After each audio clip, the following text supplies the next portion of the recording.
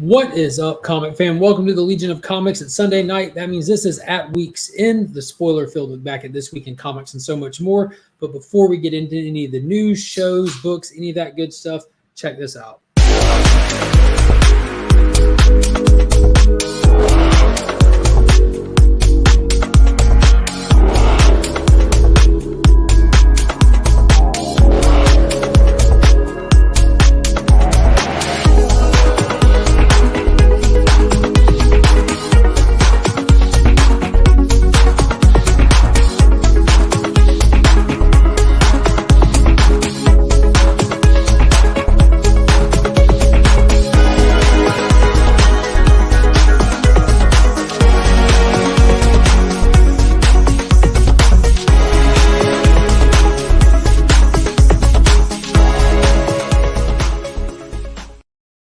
Give a huge thank you to Big Time Collectibles for sponsoring the channel and the members monthly giveaway box. If you're not already following them on Instagram and Facebook, be sure to do so. And also check out bigtimecollectibles.com and never miss out on some of the most badass retailer exclusives in the game. And if you need anything cleaned or pressed, hit up Justin Comic over on Instagram. He can take care of you for as little as $10 a book. If you use that promo code WeAreLegion, you can take advantage of the special offer he's got running right now. If you have any questions, never hesitate. Feel free to direct message him. He's one of the most accessible and friendly people you'll ever speak to. All right, so let's get into it. There's a lot of news to talk about. There's some awesome books to go over. There's Moon Knight to talk about, as well as some other news. But let's go ahead and bring in the co-host for this. I can already see him backstage laughing at just the mention of it. I'm going to go ahead and bring in my heterosexual life partner from the Great White North, Chris the Comic Fan. What is up? As soon as I said it, I see Chris just shaking his head. Shame. So I'm excited to get into it. And the tripod's never complete without its third leg. So let's bring in the third leg from Texas.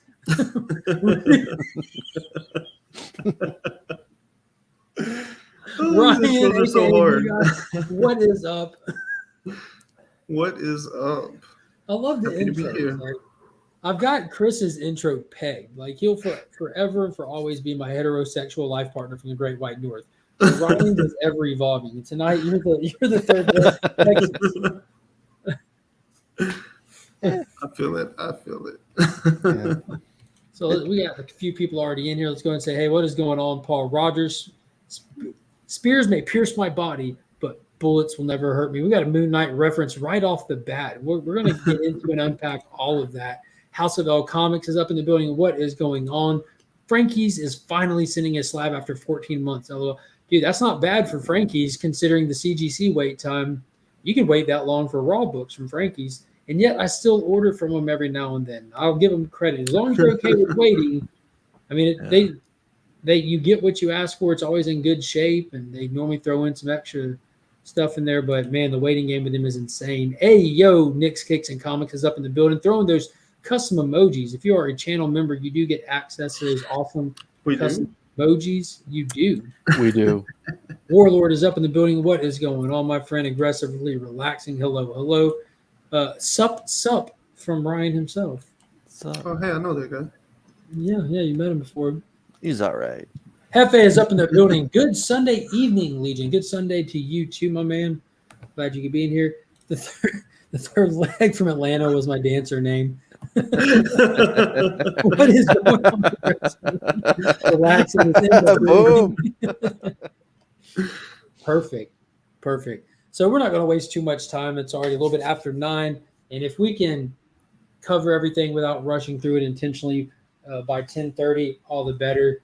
I am still completely frazzled. I have not had any time yet to actually recoup or anything from the crazy work run. It's just still going nonstop. Next weekend, though, looks like it's about to be a weekend for the ages. Like, I'm so excited for it. Friday, Saturday, Sunday. I'm taking Monday off, and I already have Tuesdays off. So I'll pull a 5-day off stretch, end it on Monday by going to Atlanta to right next to our favorite classy dancer, the third leg. And I'll be seeing Journey live in Atlanta. That's that Christmas gift I mentioned the wife got me. Oh, And nice. on top of that, my best friend Lee that I've talked to y'all about, him and Tony, their wedding shower is this that weekend as well. So it's just going to be a great weekend to actually get to unwind and have more than, I don't know, not have to wake up, by Wedding 5. shower? Now you're just making stuff up. You can tell us you don't have time for us, dude. No, I'll be here. This is still happening. Yeah, this is still going on. That's not at night. I don't think anyone does anything at 9 o'clock. I got kids, man. You've gotten too old then. Yeah. My 25-year-old coworker would tell you over here different. trying to like will 10:30 bedtime into existence like that. Happy Easter to everybody. Yeah, we had the whole family over this afternoon for Easter egg hunt and had a good time. It was awesome. Happy Zombie Jesus Day to everybody out there who celebrates it that way. Absolutely. Hell yeah. On this day in history, I think historically this is where we commemorate Jesus laid an egg. Was that the Bible story that we celebrate? Yeah, that's pretty much exactly how it went down. And he died, and 3 days later he hatched from it. I love all those memes that are out there now. Like Jesus coming out of the cave, like YOLO.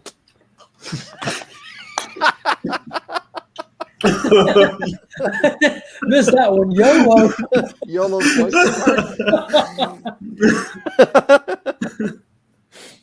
Yeah, There's so many good ones. Like that's definitely a good he one. arose, no way. No way. That's awesome.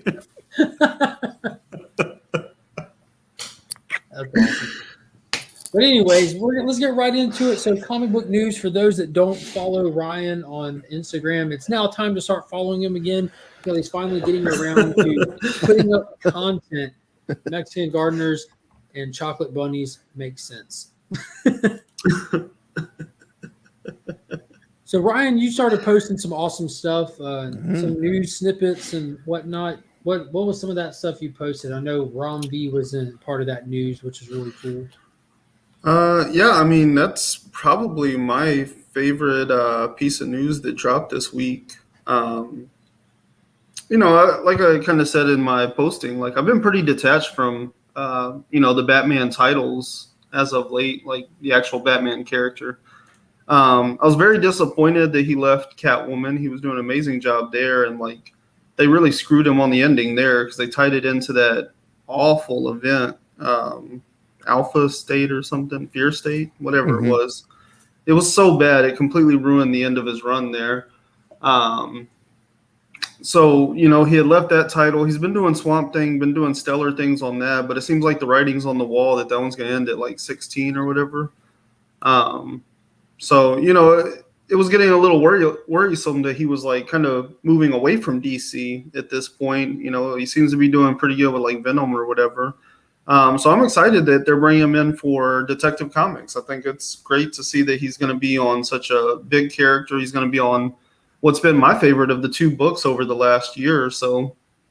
And I mean, even like I said in my posting, like a lot of the themes and the stuff that's coming out about it, the information we're getting is like, this is all stuff that does not really interest me that much. It's going to be very operatic. It's going to have a very like gothic feel to it. And, he talks about how he's fighting real demons, like real actual demons in Gotham, and he can't quite put his finger on what the deal is. Like something doesn't feel right, and that, again, like the supernatural elements of it kind of outside of my wheelhouse. But if there's anybody that I trust with writing about things I'm not really that interested in and making me love it, it's Rom V. Like he has a great way to like write the details and the nuance that really hook me in.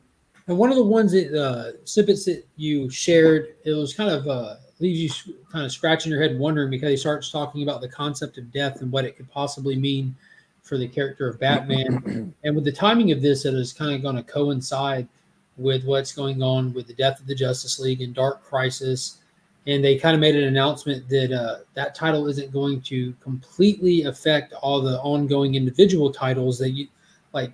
Clark Kent doesn't have to be dead in Superman. Bruce doesn't have to be dead in Batman.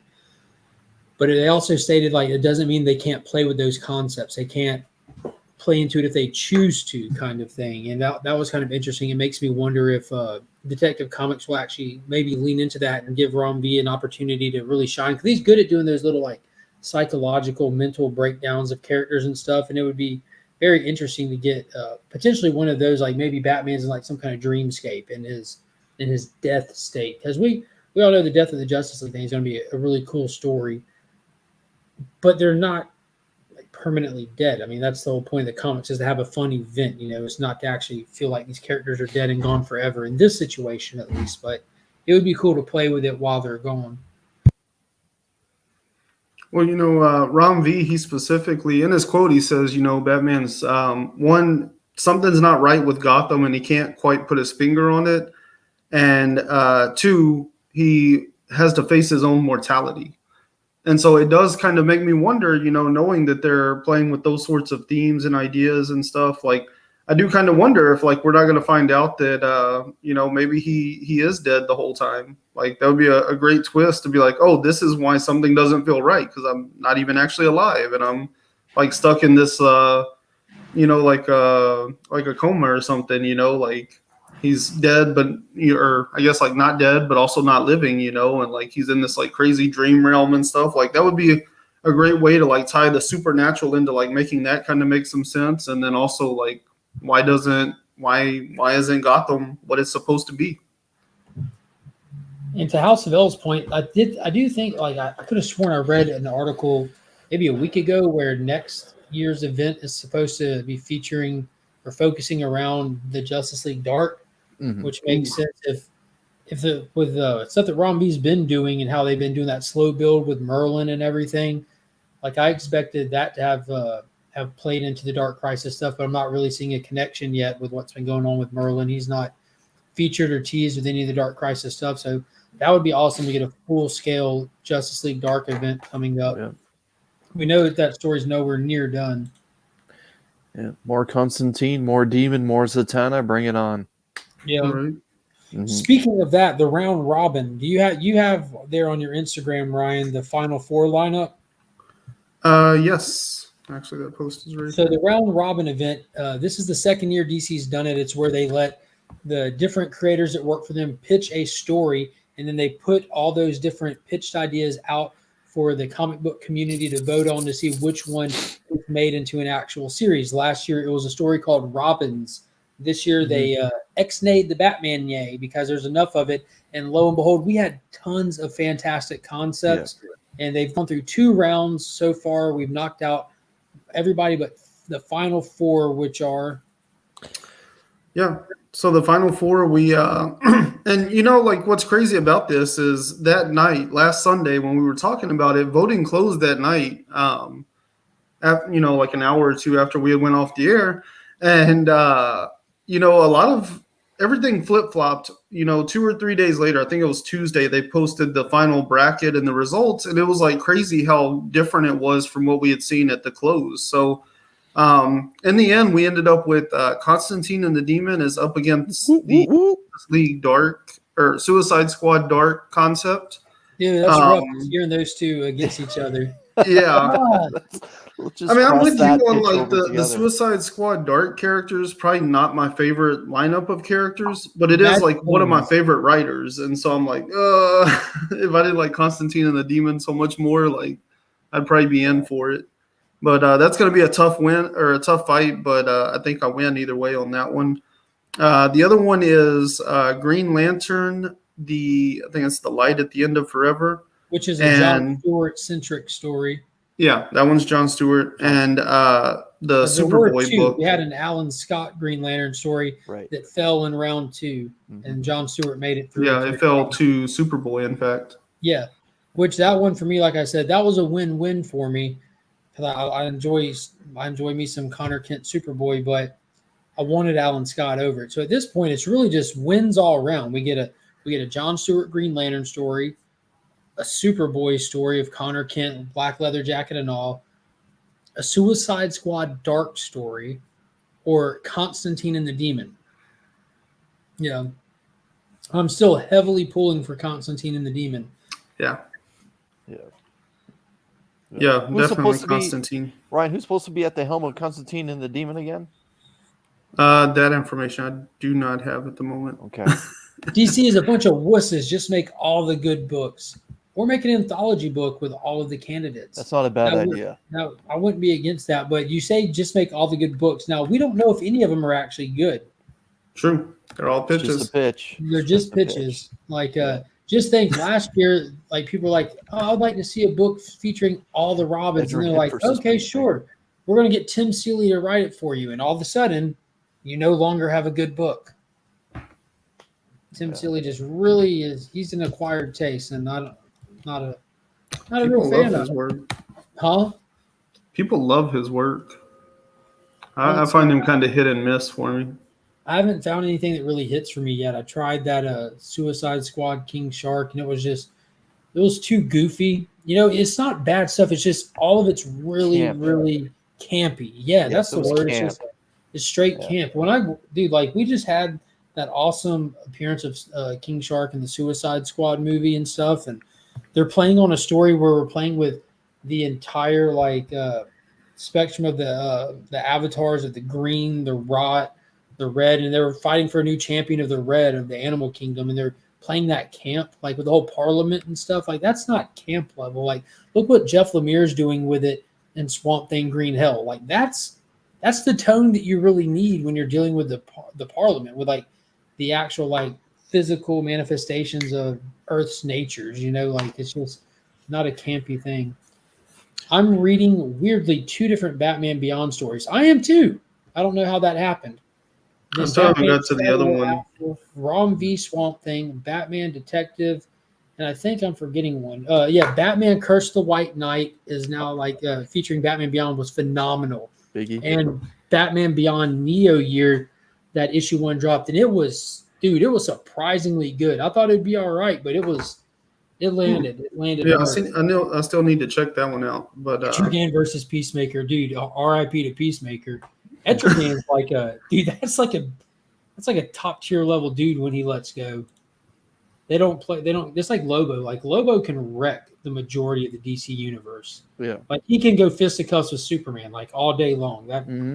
That's his thing. Like they just they don't let loose some of these powerhouses they have just because I don't know, like Taylor said, they're wusses. They're just trying to play everything safe right now and just get these guaranteed sales figures and not spread their wings with their other characters enough.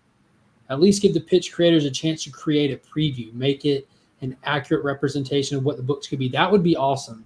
See, I like that idea for the Final Four. I don't think we need 16 books or whatever, but give us a little, I don't know, give us a regular book. What's that? With 4 pitches, you're talking about 6 pages each or so? Yeah. Well, yeah, the winner could get its own season of titles, and then the other 3 could be 3 stories in one, like it was mentioned earlier, and just a short series anthology. Yeah. I kind of want to leave me. Image has been doing it for the better part of a year and a half. Yeah. But to answer your earlier question, Chris, the Constantine and the Demon, it's written by Frank Allen with art by Nick Varela. I don't know either of those creators off the top of my head. Yeah, I don't know either of those names. No. Find out real quick. I'm curious. Hope it's worth it.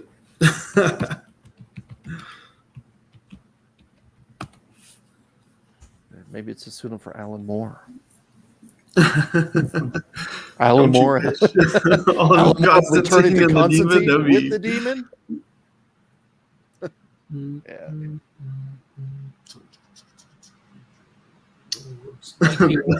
But is the Batman anthology book still going? Urban Legends, yeah. There's more Batman books than there's Spider-Man books, including Miles. Yeah, I did hear some rumbling about Zdarsky's introduction into Batman when he takes over with Simone DeMeo. that apparently some of the premise is going to be Batman trying to figure out who's killing off Gotham's billionaires. I don't find that surprising that Chip Zdarsky's starting to kill off some of the rich. Yeah, we'll see. What is it? When Zdarsky helms Batman, that the premise of the detective story for that is that Gotham's billionaires are being murdered and executed, and Batman is trying to figure out who's doing it before Bruce Wayne is up next. That is kind of funny. What was that statement that he made a long time ago about writing Batman? What's interesting about Batman is just a 1%er running around beating up poor people. Yeah,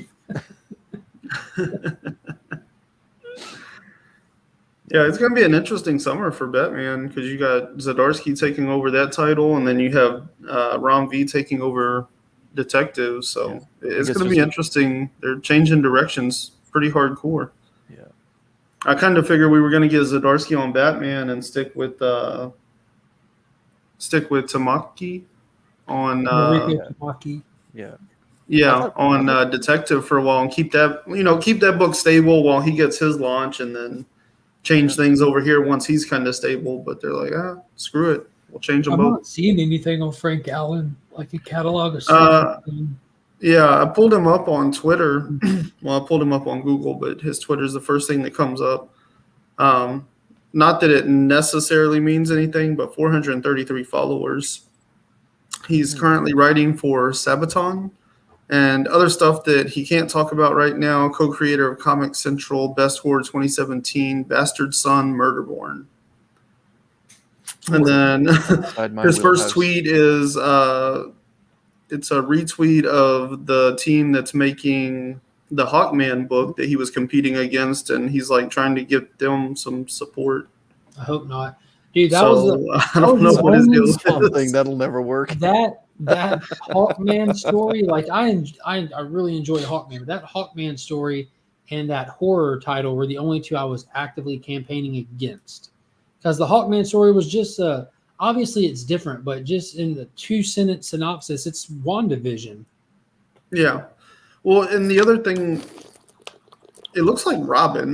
Like the Hawkwoman Changeling book, like their kid looks exactly like Robin. It's a Robin pose. It's a Robin looking character. It's kind of a Robin costume with wings.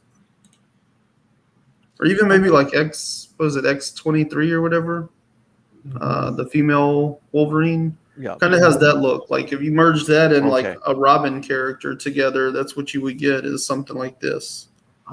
With dismay here, that was my second pick. Like that was my second hopeful, was the Alan Scott Green Lantern book. I thought that was going to be awesome, and you can tell that concept was loaded.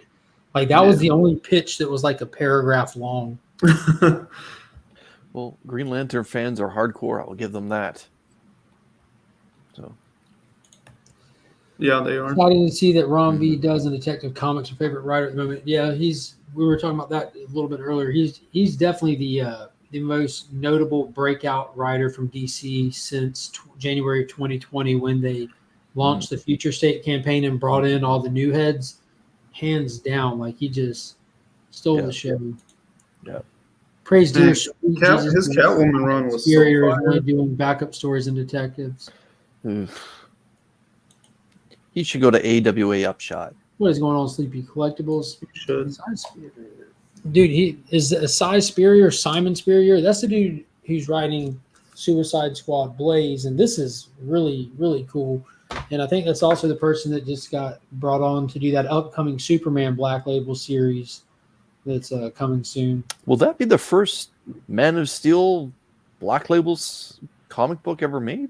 There was one before? Superman Year One was Frank Miller and John Romita Jr. That was Black Label? Mm-hmm. Okay.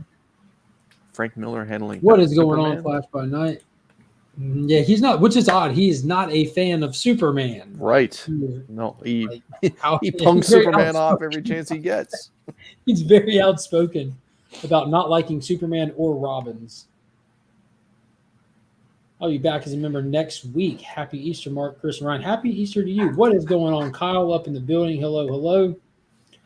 Mark, I need that Mr. Miracle number 5. You have my address. K, thanks. New. Yeah, I actually have a lot more that I haven't posted. I'm working hard toward filling runs. I've got all of the DC Kirby firsts, like all of them. So I'm working on filling holes in runs. And that video I posted last week, you saw where I picked up those Mr. Miracles and another copy of Forever People number 1, the first full appearance of Darkseid, which I'll be giving away in a not too distant future for channel members. And there's the true first appearance of Darkseid. And dude, I'd be honest with you, I love that first appearance even more because it's so cool. It's so, I don't know, it's kind of a big moment because you see him just on the monitor, a close up, and it leaves you wondering what's more to it. You know, you just get Morgan Edge's conversation with him, and you kind of get this feeling of this dude's really pulling the strings, that puppet master thing. Like, yeah. It was really cool. But he rolls out hard in Forever People, like comes out swinging through the boom tube and everything. Superman Lobo was Black Label. I thought, that was also Black Label. It's still going, or it just finished. The Superman versus Lobo. I read issue 1 digitally before the comic shop opened, and I'm like, I'm not feeling this. And then I looked to who wrote it. I'm like, that might be why I'm not feeling this. Who wrote it? JT? Seeley and Sarah Beatty, right? Is that her name? It was a Tim Seeley book, I believe. Okay. It's not Sex Criminals. That's Zdarsky. Yeah, I read it. Like, the other one. So it's Lobo like on vacation trying to become social network relevant. And I'm like, what? That sounds terrible. Lobo, the main man. Like, come on. I mean, now in all sincerity, like he did Lobo right if that's what Lobo was trying to do. The way that Lobo was going about doing it, and I might one day go back and collect it. The artwork is leans a little more cartoony, but it is gorgeous artwork. Like the style might not be your taste, but it's done really well for what it is. The colors are very vibrant in it. It's just goofy. It's almost like a ultra 90s camp Lobo with that Tim Seeley cartoon camp on top of it. So it's just a little too much. It's a little too much. It's the creative team that does the one where like the porn stars go to space and like are trying to get all their research funded and stuff. Who is this? Start over? What? Ooh, what? Y'all don't know about this book? What? No, but please explain. Hang on, I gotta look it up because I can't think of the name of the book right now. You guys read Monsters. Did you hear what? It's literally the premise of the book. They're like astronauts and their stuff isn't getting funded, and so like they basically start an OnlyFans. So they turned to porn. In order to fund their research. Hey, Money Shot. The book's called Money Shot. Oh, Money Shot. I'm familiar with that. And it's like I think it's the same, like the whole creative team across the board. That's why it's like that cartoony art. That does sound like something Zdarsky would do. Are either of us familiar with the book Monsters?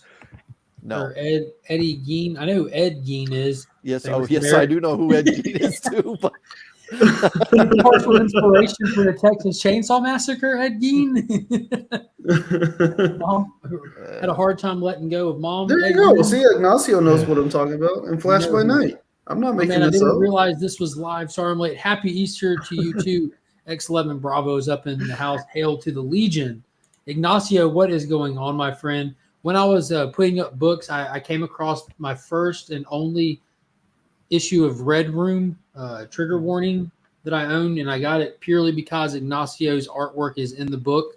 And dude, it just made me smile. I had to take it out and look at it again before I filed it away. Super, super, super proud to own a copy of that.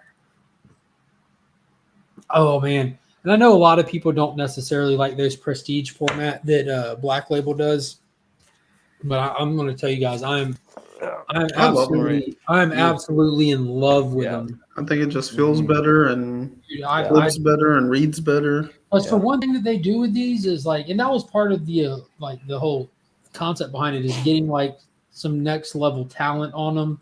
You know, again, it might not always be your jam. Like I said with the Tim Seeley book, it's not my jam, but for what it is done well. But the artwork really has room to breathe, and it's just the way I hold it, I'm like, man, like it's just the paper quality is incredible as well. Yeah, I was gonna say it's not just the size, like even the paper quality is nicer, and the glue they use is nicer, and like the artwork really just has room to breathe. Like, look at this panel. Yeah, look at that. I have seized the enemy pube. That was drawn by Eric Powell. It's such a good book, man. This is so good. I've been loving it. I can get a little biased at times, but it is ruthless. Mirka and Dolfo. Okay. Mirka and Dolfo. Yeah, Mirka is very talented. Dropped a piece of chicken. Pick it up, blow it off, or don't pick it up. Yeah, man. I read 3 indie horror books this week because I was home and bored. I hope they were good. I read like a 2. lot of people know about that Money Shot book. Scientists fund their research doing intergalactic porn. That sounds like something out of Rick and Morty almost. Yeah. Don't worry, Mark. I've never read it, so I can't vouch for it, but I've heard very good things about it. Don't worry, Mark. Just bought it. Miracle Man 5 for 9.75K. Thanks. You're welcome, man. Oh, so it was Ed Gein. Okay. The recent graphic novel about Ed Gein. Oh, okay. That makes more sense. Okay, so we were on the right track, Chris. Yeah, we were. I've never heard him referred to as Eddie, though. I got to admit. This makes it sound even creepier. Yeah. It's like, it's like calling Jeffrey Dahmer Jeffy. Hey, what's old Jeffy Dahmer doing? Jeffy, what's he up to? He said he was eating dinner. Just to backtrack a little bit, round 3 of the round robin voting starts Tuesday. Oh, don't worry. We will not let people forget. Yeah, and I did drop a link. I'll drop it again. I don't even know. House of Oil just got his Omega Men 3 back from CGC and a 9.6 banger. That's the first appearance of Lobo for those out there. I've got a copy that's it's definitely a contender. I'm guessing, like, in my mind, it's a 9.8 contender, but I'm sure, like, it'll probably come back between. There's no way, like, on a bad day that it's lower than a 9.2. And that's just me trying to be, like, conservative about the grade. West of Sundown, Town Called Terror, Vanity were the 3 horror books that Hefe checked out. His name is Jeff. I'm not trying to dox the guy, but it's hard to say Jeff after we just talked about Jeffy Dahmer and then read Hefe. Town Called Terror was my pick last week. Which one? Here's the link. Town Called Terror. Yeah. If you follow that link, if it even works on this account, maybe not. But if you follow that link, click the ribbon in the corner of the top post. That'll save it, and you can set it for Tuesday morning at 8 o'clock. It'll send you a reminder to, like, go vote. So do that. Let's see if your link worked. I'm on the other account, so I don't know if it lets me send links. I don't even see it in the live chat. Oh, maybe it's blocking me altogether. It's like, I don't know who you are.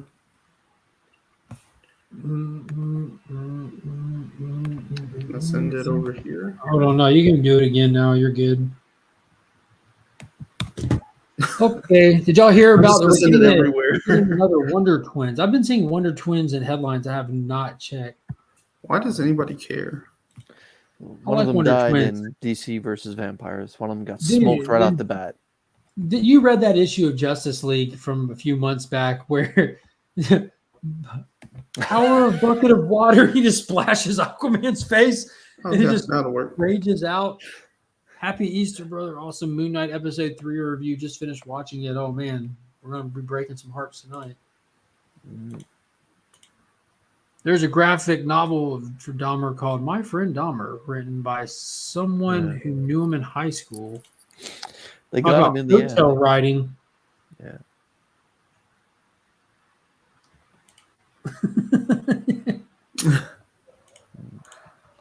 There's a Jeffrey Dahmer OGN done by a lot of Jeffrey Dahmer fans in the chat tonight. I was about to say, like, is this the road we're going down? Yeah. Wow. We got Bueller up in the building. What is going on? And big shout out to you. I've been absolutely enjoying your posts, my man. Traveling and that post you did where you said, "I don't know where I am, but isn't this country beautiful?" And you were like, had like the red rocks and stuff behind you. That was really cool.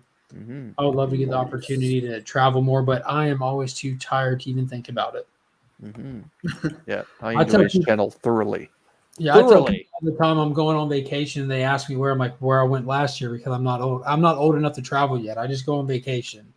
I haven't earned my stripes to be able to travel yet. Gotta grow these children more and I don't know. Gotta do a little bit more hard living before I get all that.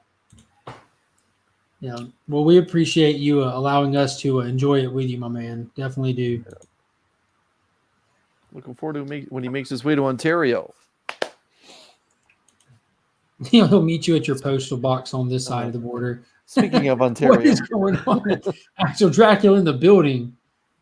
we've been talking about horror comics too much. Now he's here. Mm-hmm.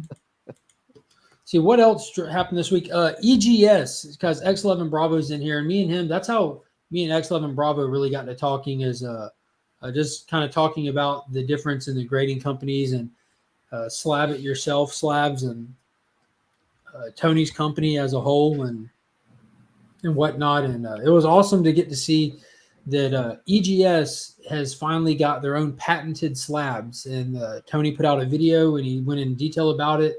And he talked about how money has been exchanged. It's all in the works. So they'll be getting their first actual slabs instead of just using the Comic Skin brand that they just do it themselves slabs, So that's pretty exciting news.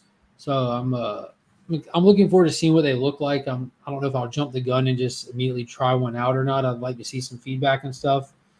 And I'm still enjoying the slab it yourself stuff. I've got a bunch more in there that I got to work on getting some labels done for because I'd like to have some DC custom labels and whatnot. Like this awesome LeMay art, I want to get a proper yellow label for it because that's not an actual book, but it is in one of the same slabs that EGS used, the Comic Skins.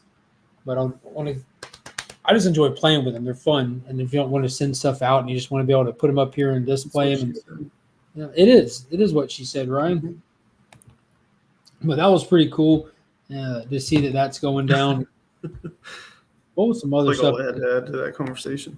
The DC Discovery merger has happened, and there's all kinds of rumors and news coming out. One of the bigger ones that caught my attention was that Superman's position in DCEU has been in limbo since Justice League, but the new merger are already talking about and making rumors of getting Superman back out front, getting him back to where he's supposed to be, and revamping and like revitalizing the DCEU, which is also exciting and has me a little bit terrified right now because there are some projects that are made, and I want my JSA. I want this Black Adam movie more than anything right now, and it's kind of scary to wonder. Like, I wonder if they have the I think they do have the balls to shelf the Flash movie just to call it a loss, depending on how Ezra Miller stuff goes. Like, I can see them completely scrapping that, or HBO Max it and just leave it out, just leave it for television. If they even do that, I'm just like, if he's tainted the brand enough, I can see them just cutting that loss. But I hope I they don't know, do man. I really don't know. They brought in a lot of talent for that film. Michael Keaton, I'm sure Affleck is rumored to make an appearance in it as well. Like that's a tough call, man. That's a real tough call.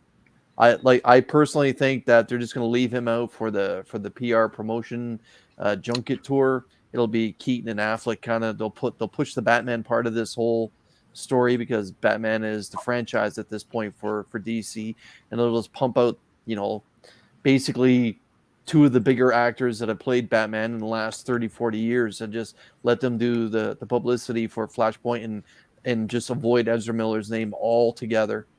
But just Cavill, man, like come on. Just give us Man of Tomorrow. Yeah, we definitely need it. And segueing from that, we got Michael Keaton in the Flashpoint movie. We have Michael Keaton in the HBO Max Batgirl movie. And this week we saw some of the leaked images of the suit, like close-up of the suit. And I don't know if it was leaked or just intentionally put out there, but... Yeah. It's got the Burton feel to it. Mm-hmm. Oh, yeah. So the ones that we saw a few months ago, the ones that we saw a few months ago was of the stunt man wearing the suit on set with the Batgirl stuff. But I'm definitely looking forward to it. We'll see. What about the return of Jay Garrick? Yeah. I can see them pulling a Zack Snyder's Justice League sort of move, and if the public cries enough, maybe they'll put this Flash movie out on HBO or whatever. But for the most part, I don't really see it hitting theaters at this point. I think between like all the shuffling and restructuring and everything else they're trying to do, I think it's kind of a lost cause for them at this point. Yeah, I'm really invested. I hope because if they want to do a huge direction shift, we really need this Flashpoint movie to do it smoothly without just doing a full abrupt stop, which we don't need a full abrupt stop. We've got too many successful things in the tank lately, like the Peacemaker, the Suicide Squad. Aquaman's perfectly fine franchise. Wonder Woman had that poor second installment, but Gal Gadot as Wonder Woman is a perfectly safe franchise. And this Flashpoint needed to shift it. This movie can just pivot it. You can do a relaunch without having to relaunch, just with this movie. But they can soft reboot it. Mm-hmm. I mean, the thing is, like, I do have faith in like their plans moving forward. Like everything we heard about Discovery before they even actually like bought everything, sounds good. So like I have faith in their plans moving forward, but I'm calling it now. You're gonna see a dumpster fire before we get to it. I think there's gonna be a lot of issues they got to straighten out before we get there. I can see that, but on the same time, just playing the devil's advocate, I can see it kind of being in a little bit of better position than it would have been, like, say, three years ago, even because of HBO Max and because of this direction that they've taken already with just making independent films and properties. Like the Batman is just the Batman, and Black Adam seems to just be Black Adam, maybe lightly tied into Shazam. They're not too. They're not too linked together. They've had the Suicide Squad stand well on its own. Not all of them had done well. The Harley Quinn movie was just a train wreck. I didn't mention that. Yeah, that was pre HBO Max. I'm saying because of HBO Max and their ability to just how they're kind of dual making stuff right now, like it doesn't have to be a hard shift. I hope to see them with Ezra Miller's Flash kind of do what Barry did in Crisis on Infinite Earths. Was it issue 8 where he just did what he could with the anti-monitor and ended up dying because of it. They could have Miller's Flash go out like a champ and that'll be it. But Cavill's Superman needs to return. Fisher's Cyborg needs to return. They need to do something with these excellent actors that they have. That they have these fantastic stories already told that need to be nurtured a little bit. Vincent, on that note, they did Avengers 1 before they made it into a live action. They did the Ultimates movie with the Chitauri came and invaded and everything, which was like the second volume of Ultimates. Like if you're sourcing from comics, that's going to happen a lot, especially with DC because they've done so many of the animated movies. Yeah, that's been their stronger side of their business for so long. Rocking the animated stuff for decades at this point. Even in the beginning with Phantasm, perfection. They've been doing it for at least 40 years. New guy always dropping the mic. What is going on? Tyler's up in the building. Live action. I mean, like I said last week, I would like to see them get some new blood in there, kind of like get some interest stirred and like get people like, I want to go watch these movies and find out about these characters I don't know a lot about, and then start putting like Michael Keaton, and you can bring Fisher in there, like bring all the classic characters in as cameos, and then kind of start bringing them back into the universe. But I would like to see some new blood before anything else. I would say Dolph Lundgren, Hefe, despite his age. That's actually Cavill's favorite Superman story right there. That Red Sun is his favorite Superman I think story. Cavill would play it just fine. Yeah. He was in The Man from U.N.C.L.E. series. It was The Man from U.N.C.L.E. was awesome. That guy Richie. Yeah. Dude, the car scene. Oh my god, they're like stuck together, like sliding through all the streets and stuff. Oh, it was so underrated. Even had that crappy Army Hammer guy. I guess that was before he was eating people. Yeah, I'd actually put up a post on Instagram probably about a week ago where I just decided to go and find a HBO Max Green Lantern image and put it up and just tag HBO Max and like ask them if we could please get an update or some news. And it's On the been, core. it's been like 6 months since they told us that Guy Gardner and Alan Scott have been casted, and I was like through the roof, like Alan Scott's casted, and it wasn't an old guy, so it looks like they're casting someone to get some content linked out of. I think Armie Hammer has been put on the no-no list in Hollywood recently. Mm-hmm. I'm a Hercule Poirot fan, thanks to my dad. And Kenneth Branagh has made 2 phenomenal movies over the past couple of years. He made Murder on the Orient Express, which was Agatha Christie's first Poirot novel, then Death on the Nile. And Death on the Nile recently hit HBO Max. I'm like, boom! And I went to watch it. Armie Hammer's in it, and then you see some of the ads on social media letting people know that it's now on the streaming service, and everyone's in the comments like, why isn't Armie Hammer in any of these trailers? Ha ha ha. And I'm like, what's going on? I went and looked, and apparently he was hitting on people in their DMs, and that's these days it'll get you canceled. Well, it wasn't that he was hitting on people in their DMs. He was asking if he could eat them. Like cannibally? Yeah. Oh. Is that a crime? Like, not even like these were people he went on actual dates with, and he was like divulging things that interest him or something to that effect. At least Johnny Depp's trying to get some redemption. Good for him. Yeah. Oh, and Walter Hamada of Warner Brothers DC stuff went and testified on Johnny Depp's behalf against Amber Heard. I saw that. Yeah. What's going on, Mad Spidey? Man, there's enough Canadians in here. We could talk about Zach Thompson's new book. Who? Who else is Canadian? I only saw one other one. You and Actual Drac, and that's enough. I mean, there's not many of y'all, so that's probably a percentage of the country. Yeah, there's only 11 of us. Just ask Drac. He knows. Send Will Smith after Army.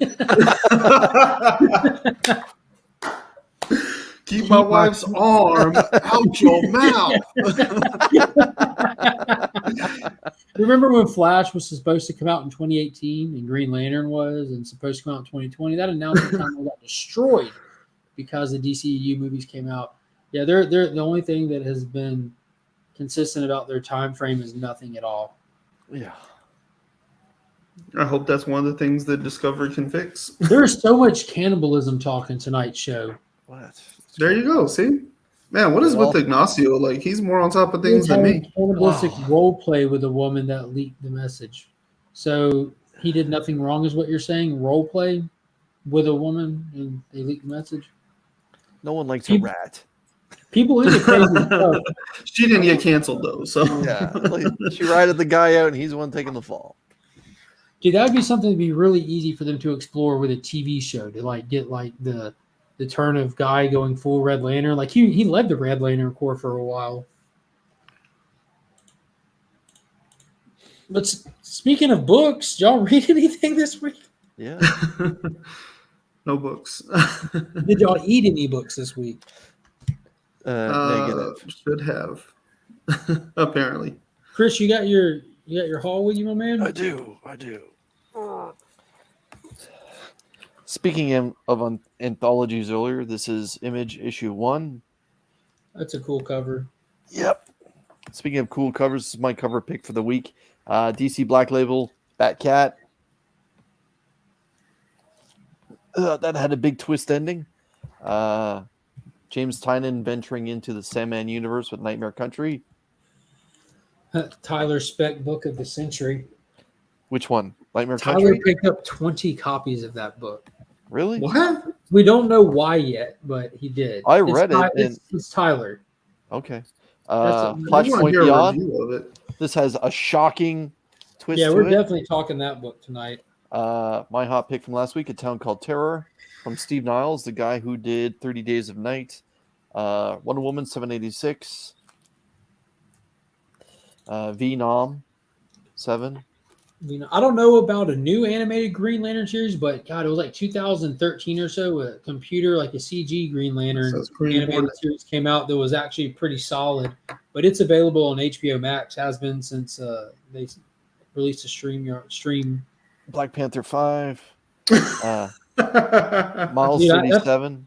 That's exactly what Oh, I he's going to assumed. whack hack them? Okay. That's what I told him. Like, That dude, these makes are sense. clearly you're just And, restocking your whack hack books. This is Image Comics, and their, I guess, salute to Something is Killing the Children, but Nocterra number 9.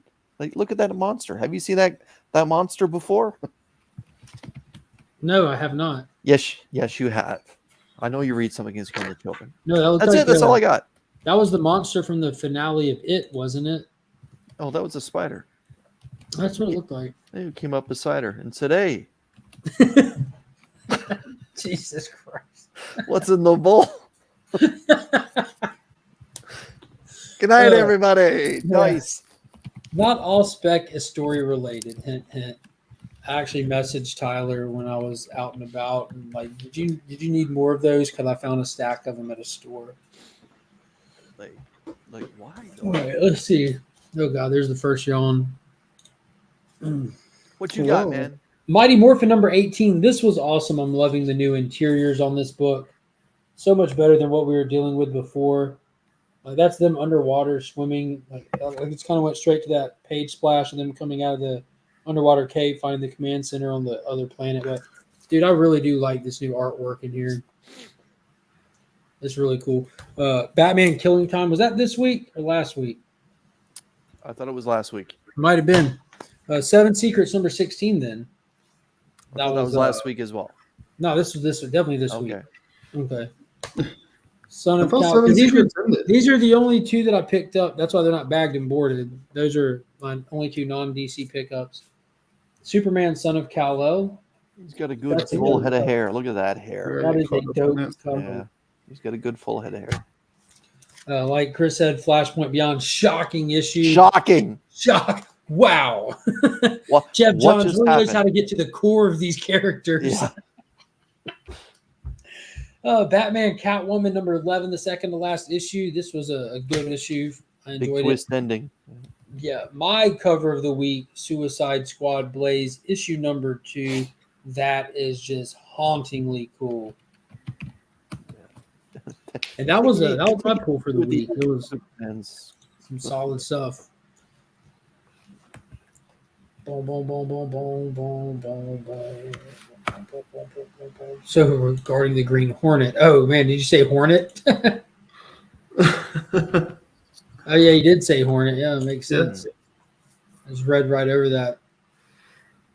Whatever happened to Dice Clay, R.I.P. Gilbert Godfrey. Yeah, Gilbert Godfrey passed away. Yeah. Sad. Yeah. So, Ryan, did you get a chance to read another cracker? Did you read anything this week, Ryan? Nothing comic book. Well, I mean, I've read comics, but I didn't pick up any books or anything. I didn't read any comic books. Did you sent that BKV story? Mm-hmm. That was interesting. Spectators, yeah. That dropped on Monday. That one was really cool. Like the next chapter of it. So that was really cool. I read Fish Flies by the Jeff Lemire thing on his Substack.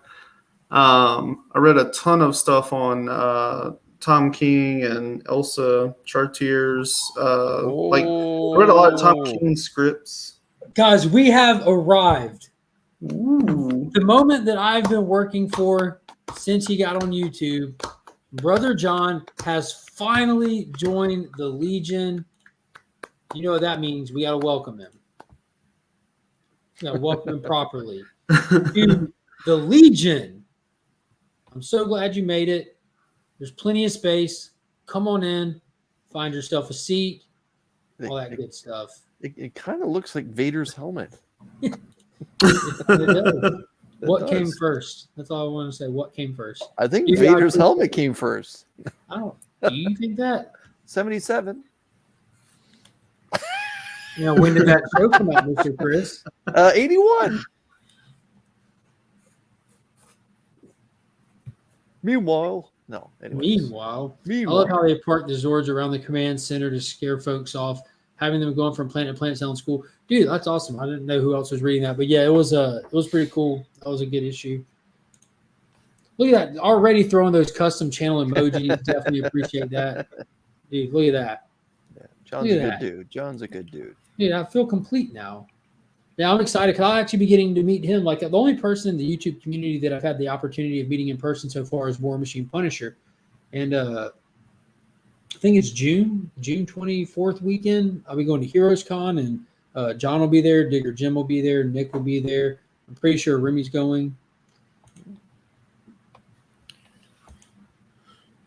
What is going on? A couple comics. But yeah.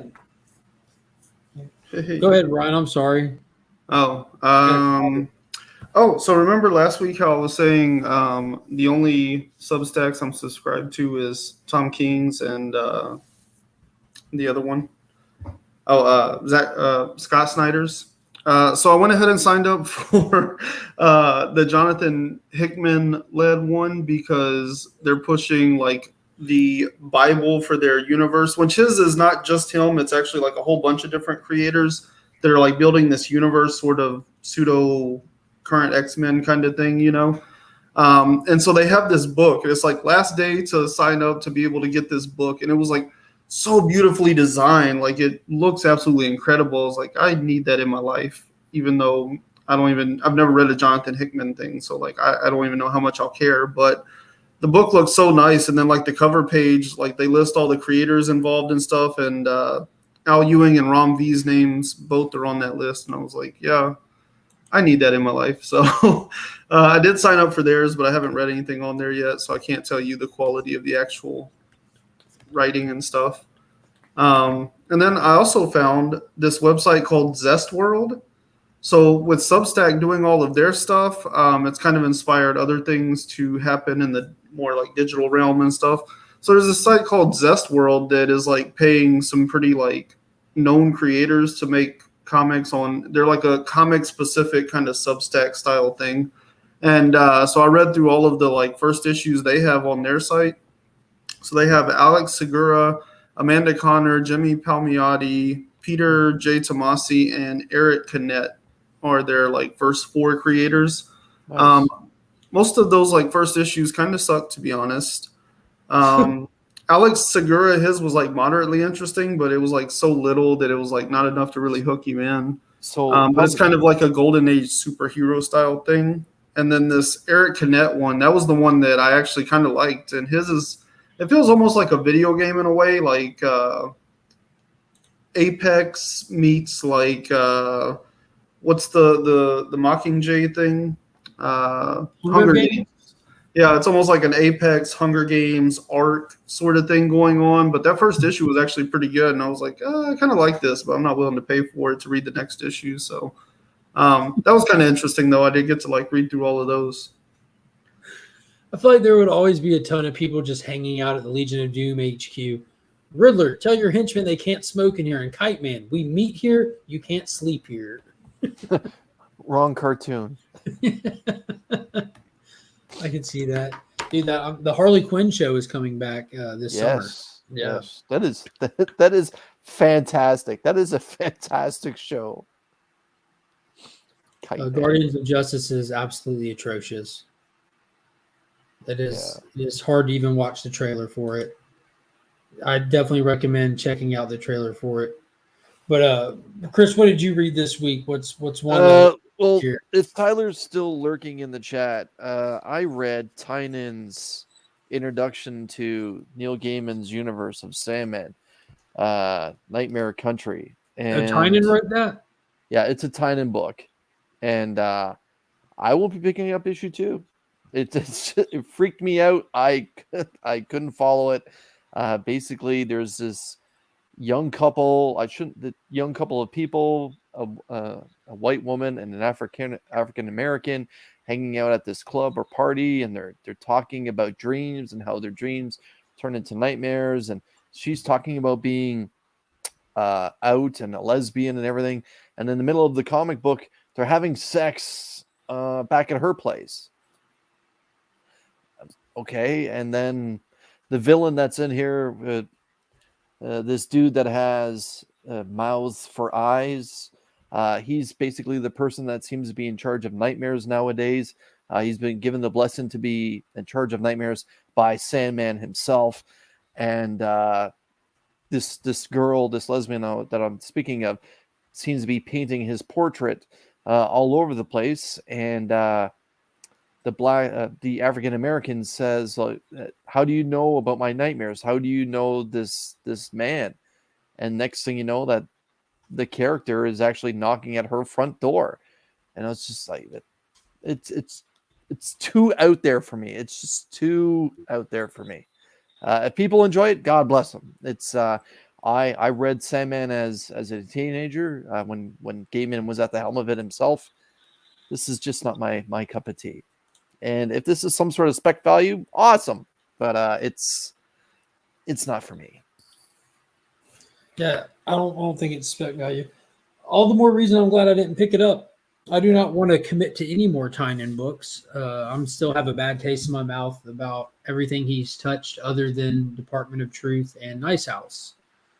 And you should give DC versus Vampires a chance. Yeah, I told you I'm definitely going to read that. I watch for it and hit the app all the time. I did start reading all of Legends, like that series from '87 where they rolled out the new Suicide Squad. That's Jeff, come on, Jeff, look what he just put. It's a 6-part series, but there was like 22 full chapters for all the crossover. So I started reading that on the app. Could I go in and check for new stuff? They have a lot of new stuff, but most of it I pick up in floppies already. So I just kind of back catalog. When DC vs. Vampires hits it, I'll definitely start reading it. But Department of Truth is still phenomenal, and Nice House is great. And next issue of Nice House is next week for those that are following it or excited about it.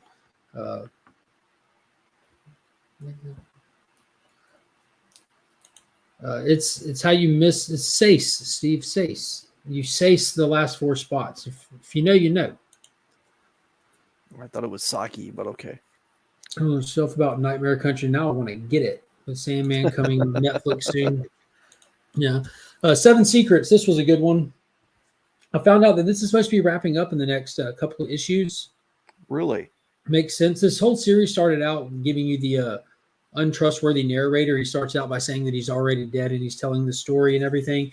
And it's really the big face-off that kind of kicks off. It feels like the start of the big finale. You see the main bad guy getting to his destination and basically waking up a baby demon that was one of the secrets in the case was a demon that he grows to full maturity. He had to go to this mythological land that our main character actually grew up in and take him to this enchanted cave, basically, and he merged with it in order for it to age up.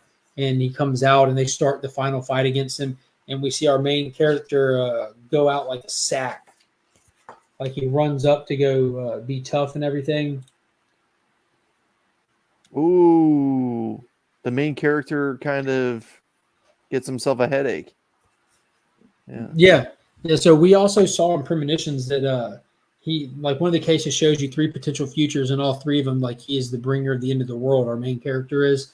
It's like one of those damned if you do, damned if you don't scenarios. We either allow this villain Amon to take over and destroy the world, or we wait till everything is Casper, who's our main character, who's supposedly the biggest threat that we have also.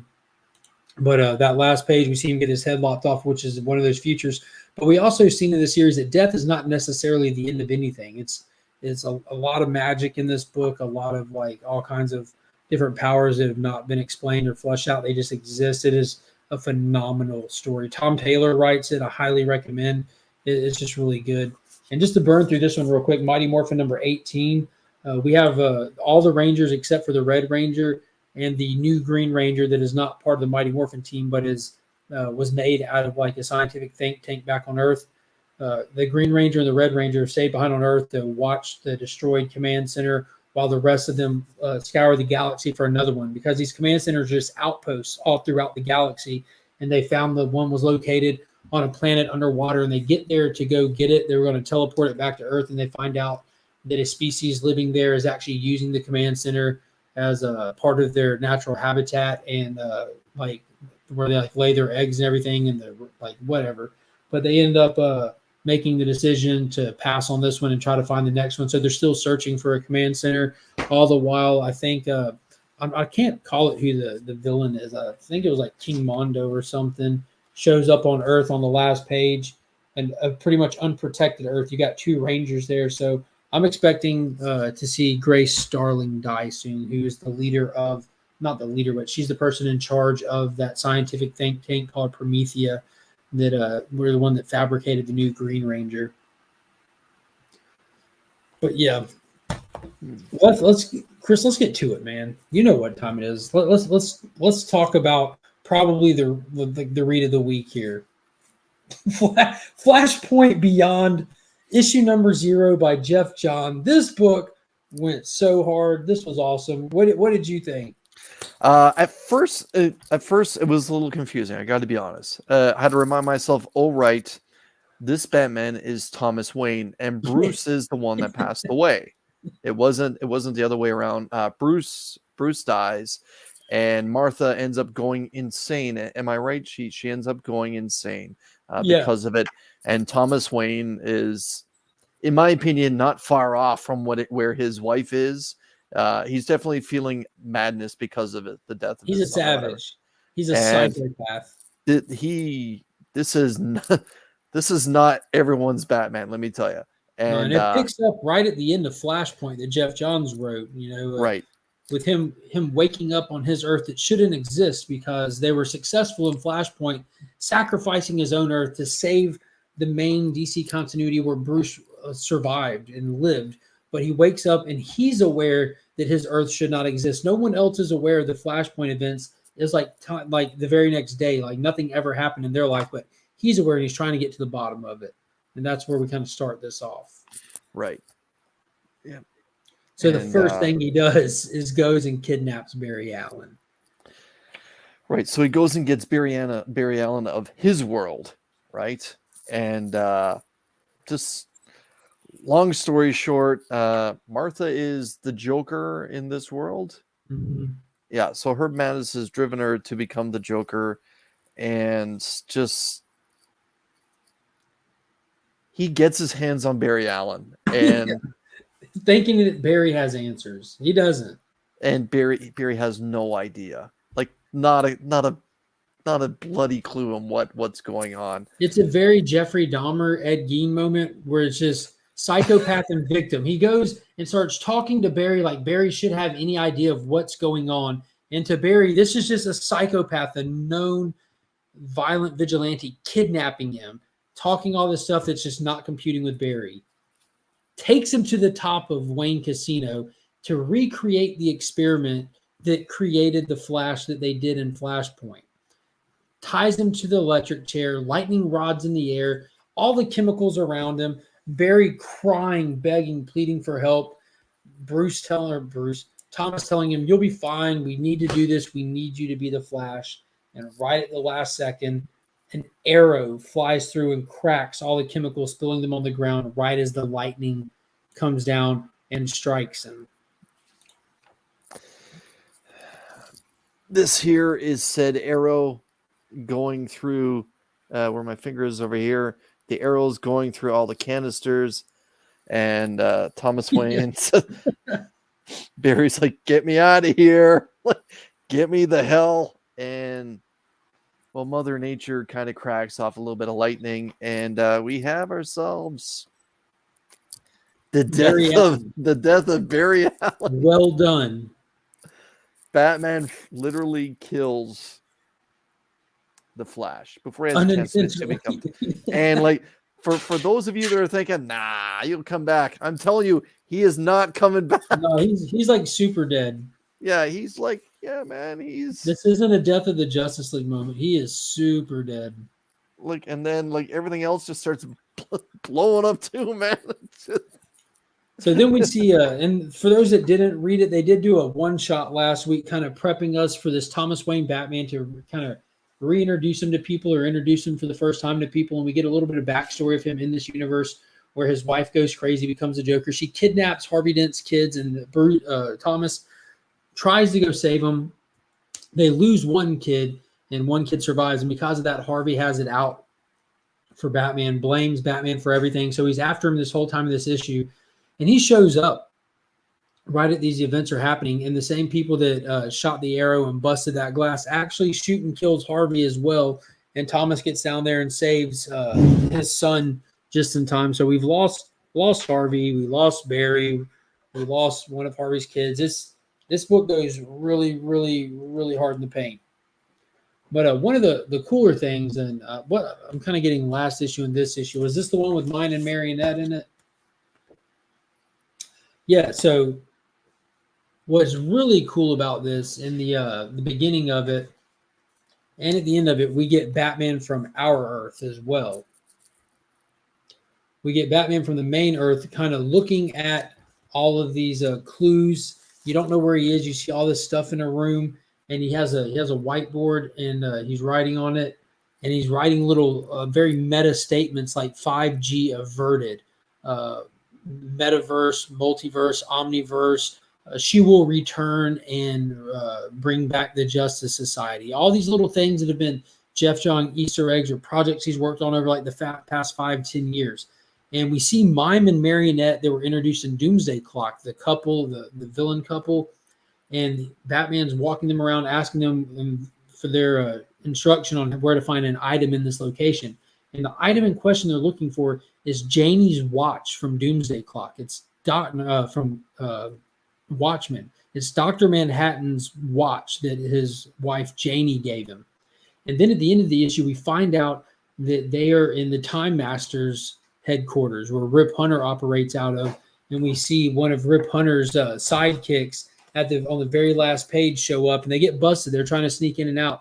But the very last page, they get busted by a sidekick, and he's sitting on none other than not one, but two Batmobiles out of straight continuity. We get Zack Snyder's Batmobile and Tim Burton's Batmobile, like just sitting in the Time Masters headquarters. It was such an awesome final page. Just Jeff Johns really knows how to pull like the whole fan service moments and do them right. It was just such a fun book. It was awesome.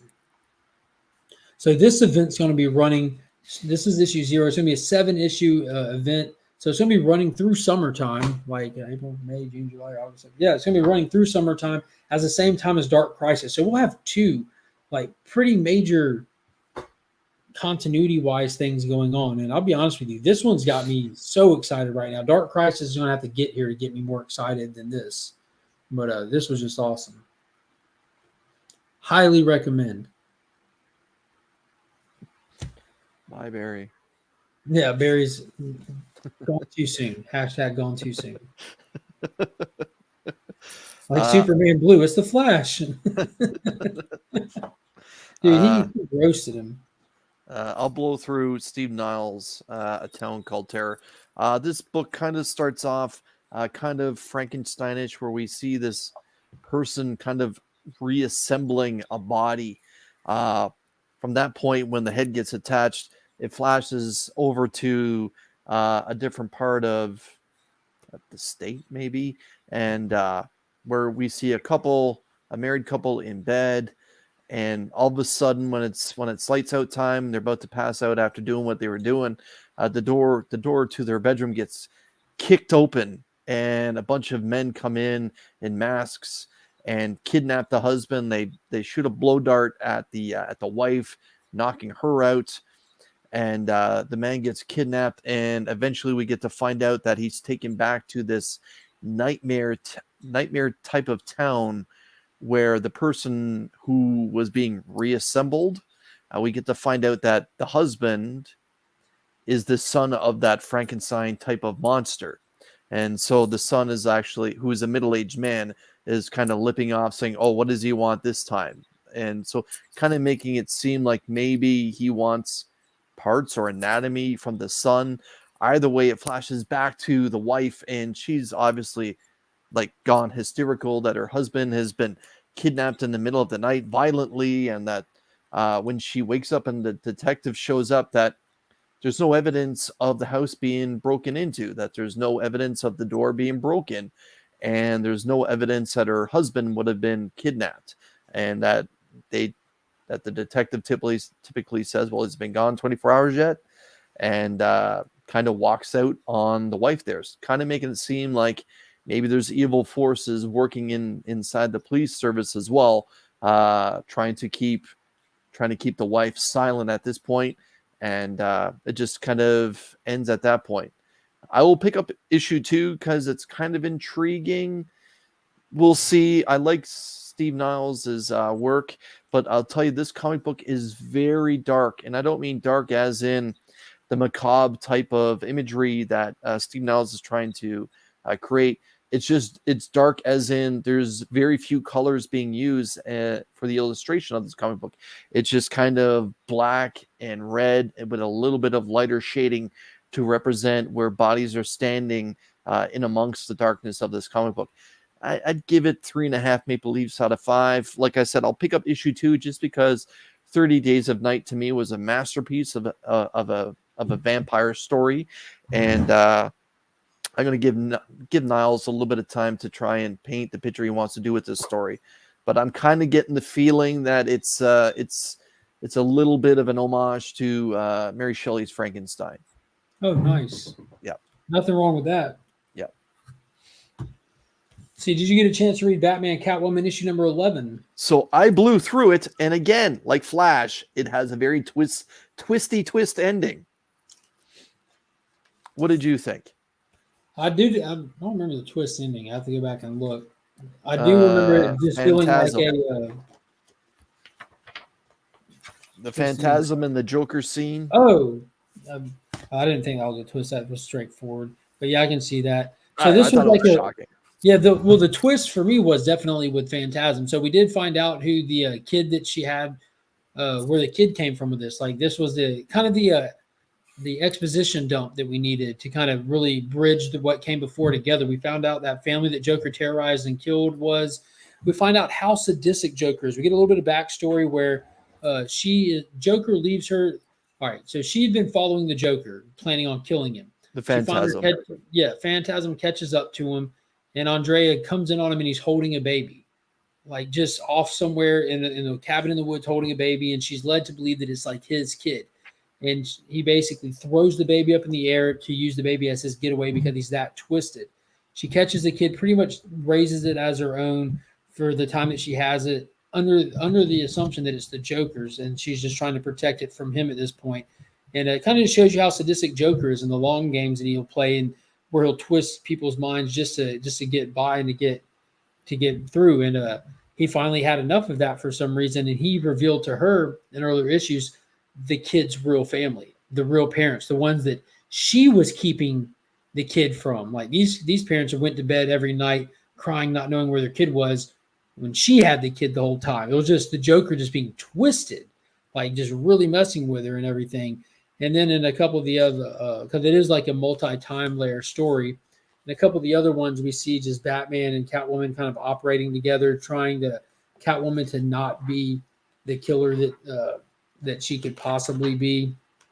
Catwoman coming to terms with her mother a little bit, and then we kind of see the toll that took on Andrea. And in this universe, she takes her own life. So in the final of the book, she takes her own blade off her hand and kills herself.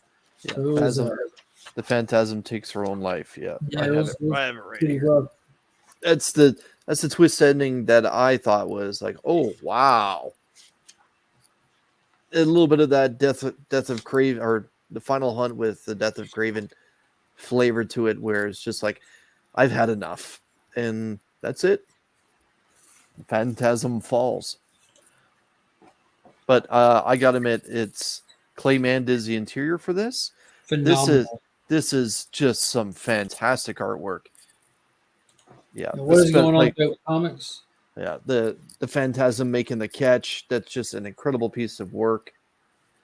Yeah, and Black Label delivering when it comes to artwork. There was also a scene.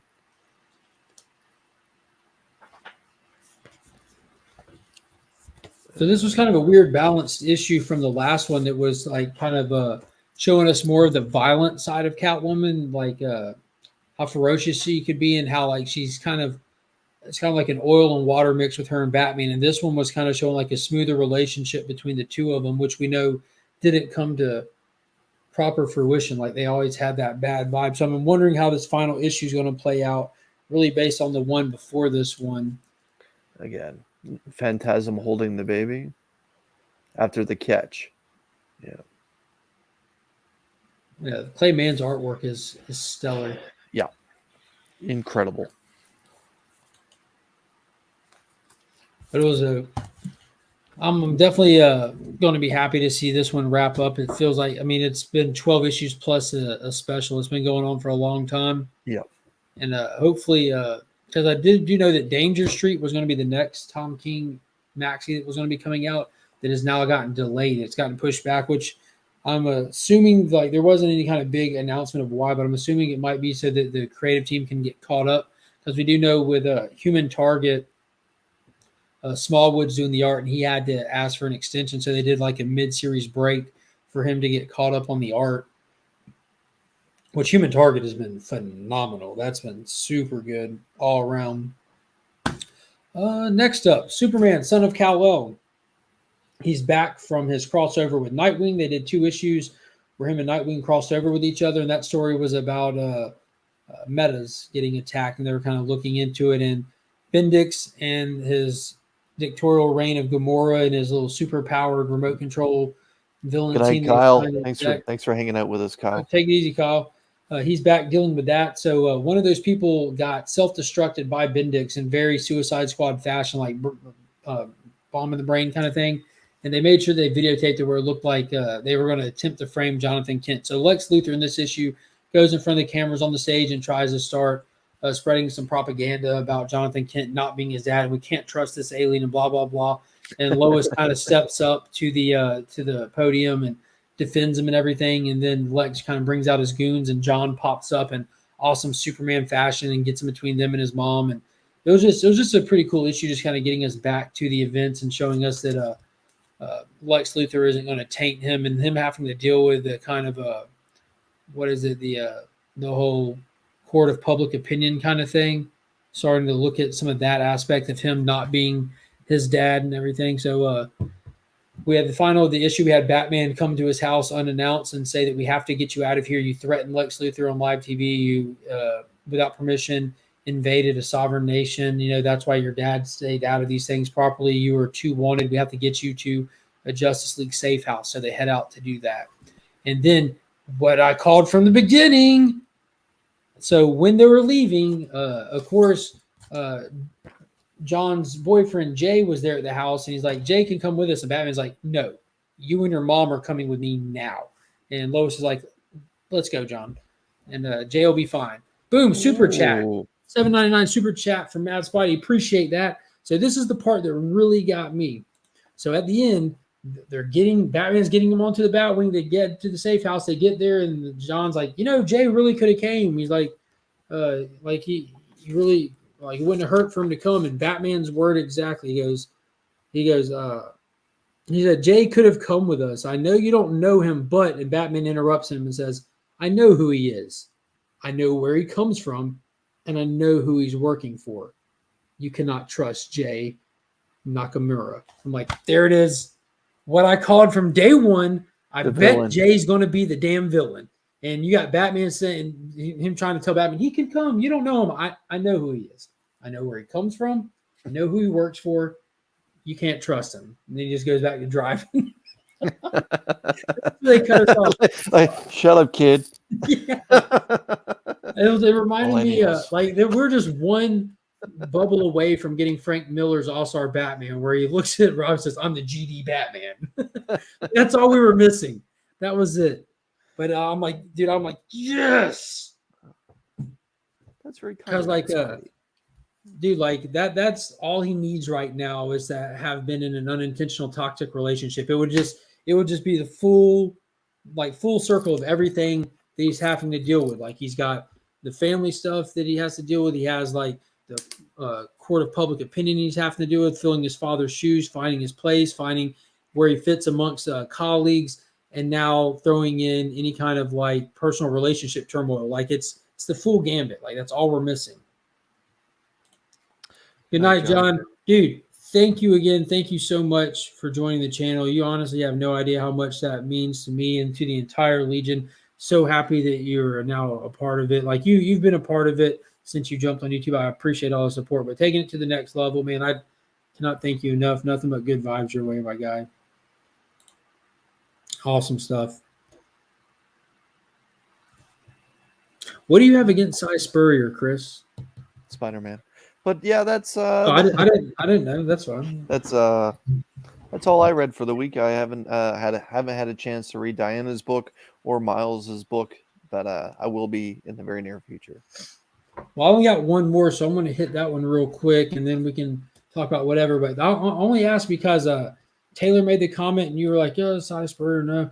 But I don't know what I've read of his and what I haven't. You know, the vast majority of books I've read in my life, I couldn't necessarily tell you who wrote them. You know what I mean? Mm-hmm. But I've obviously paid more attention now than I did before because we do a lot more talking about it, not me just reading to myself. But Suicide Squad Blaze, this is part 2 of 3 of this awesome prestige format book. You have Amanda Waller has got her Suicide Squad team as chaperones for the real cannon fodder, which I think is awesome. It's such a cool dynamic. And what we're having is there's an entity that's killing things. And obviously Amanda Waller's on the hook for it. So she goes and she pulls a lot of people from the prison system and injects them with this blaze, whatever it is. Injects with it, and it gives them temporary superpowers that manifest almost like activating your mutant gene. Everybody gets a different power in it. You find out what it is in this. It's actually a living alien organism of a hive mindset. Like, I'm like, you're injecting them with an alien organism of like a bacterial microbiology alien that is a hive mindset, basically. And they've managed to, and it's not even a hive. They've taken this one thing, they found a way to split it numerous times. They've split it as far as they can. So they've injected in all these people. And these people, as soon as they inject it, they're on a time limit to live. It's going to kill them, but you're going to get to live out the rest of your days pretty tough. And if you die, it causes your ability and your power to go back into the one entity. So it, as team members die, the remaining get more and more powerful, but they have shorter and shorter time to live. And they're in this issue, they come up and finally catch up to and square off against the entity that they're going after, which is another piece of this alien bacteria thing. But it's whoever it's inhabited is like God tier powers. And Superman fought him and fell in this issue. And they went in and tried to get it out. And they got to the point where the best they can do is try to get a sample of it. And that hence the whole "I got his pube" thing that Peacemaker yelled, because that was like the big shining moment. But because that, like, they couldn't beat him. But there was a couple of really cool breakout moments when one of the members of the team was about to die. They didn't want him just to die. They didn't want the person to burn out and waste the ability. So Amanda Waller intentionally, like a straight up sack, triggers King Shark. And there's this amazing panel where he just goes bloodlust. Like, that's where he's like, "What are you doing?" No, because he doesn't want to go into the little blood rage, but it's just that close-up shot of his eye. And when you turn the page, he just runs up behind the character and chomps her head off, kind of ingesting the blaze serum. And now he has it, so he's on like borrowed time. But Peacemaker falls in this issue. Don't know if it's permanent. Captain Boomerang gets scooped up and killed in this issue. Like, it kind of killed off screen. Don't know if it's permanent. It's twice in the same month Captain Boomerang's fallen. Dude, it is DC versus vampires. It is rough for him. But King Shark does a lot of awesomeness in this book. The whole team does. Like, this is pretty much just a fight from start to finish. The artwork in this book by Aaron Campbell and colors by Jordi Belair are just incredible. Like, it is just a gorgeous book to look at.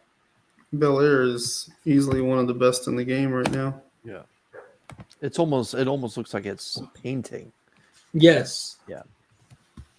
But it's a really cool book, and they're kind of it kind of focuses heavily on one of the characters who gets brought in from the prison, you know, and put on the team. That's kind of like your pivot person, but like between like the group of people that were pulled from the prison and the actual Suicide Squad. And there's kind of the whole like little sub theme of this book is kind of like codependency with that character and everything, and getting past it. And it kind of plays into the whole concept of the Blaze program because they're all codependent on each other for their survival. So it's pretty cool how it's layered like that. So definitely excited for the next issue. It's definitely a Black Label title, though. This is one of those ones that's very Black Label. Amanda Waller is the dark side of the human race. Yes, she is. She's the worst. She is the best villain of the last 2 years that we've spoken of. She's the best villain that collectively, the three of us, since we've been doing this together, she's the best villain that we've come across when it comes to comic books. Yeah, I think she's evil. She's just incredible, and it's hard to mess that character up. She's just so good. Yeah. Well, are we going to talk about Mark Spector? I see Flash by Night just said Captain Boomerang always falls. He'd even make it in the Rogue story. That's three times in the last 30 days he's fallen. You're right, in Rogues, which was also a fantastic story. Yeah. I don't know what's going on in Moon Knight. I really don't know. All right, I'm gonna keep this, and Flash has already read this. He's already read this this review, but this is the best way for me to do it. I actually typed up a review earlier today or something, and this is where I feel about this show, this episode specifically. Definitely happy people are enjoying it. I can't see past the countless cringe moments to save my life. Why are all the other gods the only people unable to see what Hera was doing? And why did Moon Knight climb up that stupid building just to jump off of it at the beginning of the fight? Why did they turn back the night sky when they were literally holding a laptop and could Google the star charts? Moon Knight was bulletproof, but spears passed through him just perfectly fine. The list goes on and on. Again, for me, I can't get past these ridiculous moments or Khonshu making an erotic sound every time he speaks through Mark, while in a room full of other gods doing the same thing without the goofy moaning. Happy people like it. I'm mind blown that they're that blind. Disney can't spoon feed everyone lackluster trash and get past them. Might be a fault of my own, but I watch movies/shows closely.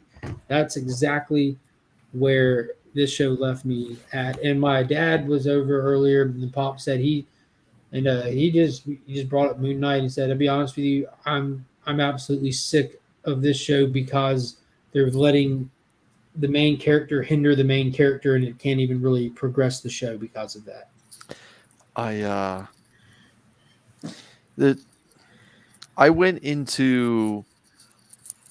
really went into WandaVision not knowing much about Vision. I read Vision a little bit in West Coast Avengers as a teenager. The stuff about Scarlet Witch I knew was from House of M. Yeah, the mutant crossovers and the House of M, which was terrific in my opinion. Yes, it was. And just no more mutants. And then at first I really didn't know I know the three of us, we talked about WandaVision in great detail. And looking back, it's best.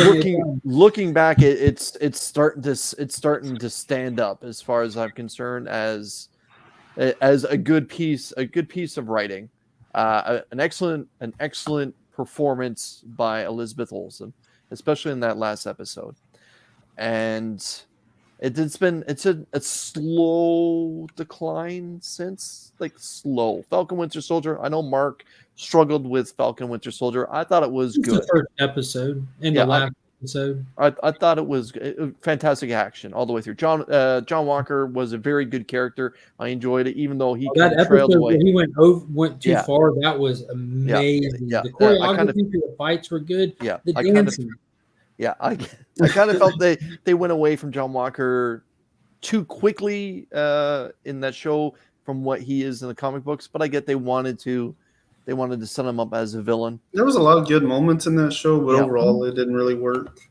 I didn't like the whole Falcon needs a loan thing because I felt like they were just playing identity politics, and I'm happy to do politics up, but that was just too on the nose. And I talk about that, I'm critical of DC when they do it. Like the Mr. Miracle series, perfect example. The first issue, they were unnecessarily heavily playing identity politics, and the rest of the series was one of my favorite reads of that year. Like it was so good when they actually got into the actual comic. You're right, and Yannick Paquette did a good job with that series too. And then the final episode of Falcon Winter Soldier, when they made Sam Wilson get on a literal soapbox and talk down to the Americans and put the terrorists on a pedestal, the same terrorists that bombed the women and children in the previous episode. Y'all should be thinking about no, man. Sometimes Rorschach said it best. You don't ask why the dog is rabid. You just put it down.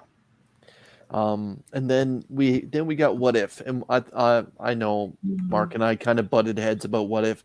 I enjoyed it. I enjoyed it. You like your Thor to party. I get it. Yeah, but to me, the Marvel Zombies was fantastic, and the Doctor Strange episode might be the best Disney Plus program, a singular episode from any of all of them that we had. I do not disagree. I do not disagree at all. And now we've had Moon Knight. And the first 2 weeks, last couple of weeks, I don't like it. I don't like it. I'm not getting into it. And I feel bad because Oscar Isaac is a terrific actor. We all saw what he did in Dune, and some of his non-sci-fi, his more dramatic stuff. He's just an excellent actor, and I know that he's a part of the productive team to this. And I don't know much about the character. And I know Flash by Night's watching this, and God bless him, because he even and Flash by Night even sent me Moon Knight comic books to try and enjoy. Oh, and Delato's fire, dude. Yeah. And this last episode, when Oscar Isaac was in the temple and Mark Spector being possessed by Khonshu, and the screaming and the literal turning his head up while everyone else was just normally speaking. I was just like, this is camp. We're now going into camp. This is campy. It doesn't have to be this way. He doesn't have to yell at the top of his lungs. And I don't know if I'm willing to tag and say I'm out, but if this were the Fed right now and we were in the middle of the ring, I'm down on all three with my hand up in the air towards my partners saying, tag me.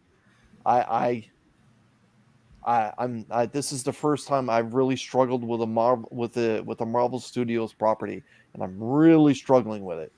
This one for me is like Hawkeye territory, where I'm just like watching it like. And that flirted with campiness way too much too.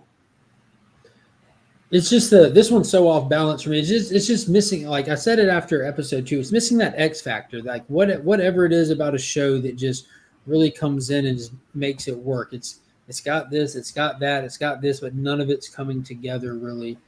I don't know what the deal is. I know it's like there's really just poor directing in it for one. Like that's just apparent.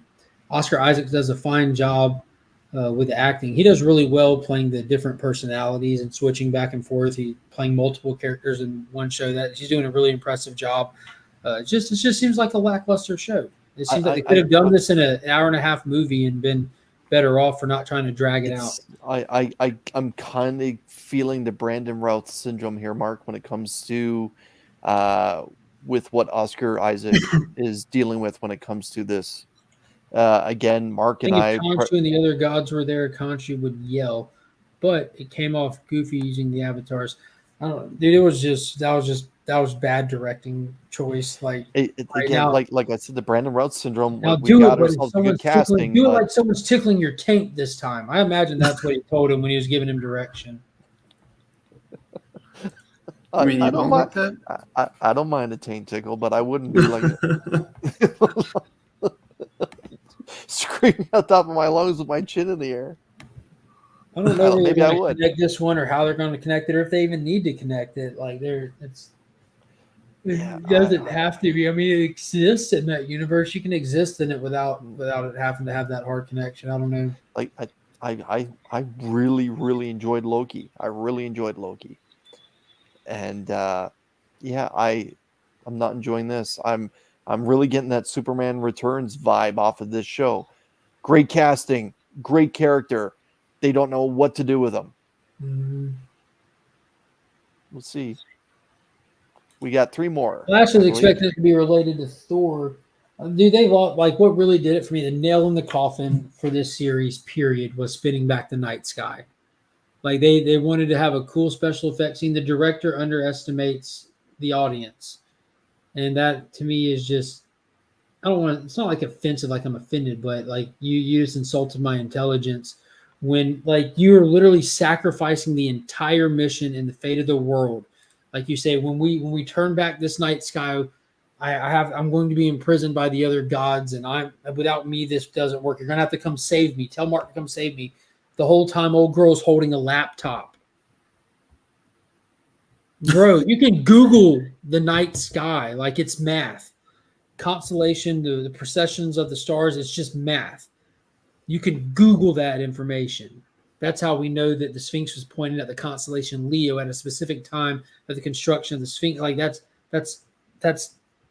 and that they sacrificed the entire fate of the world to do that when they were holding a laptop.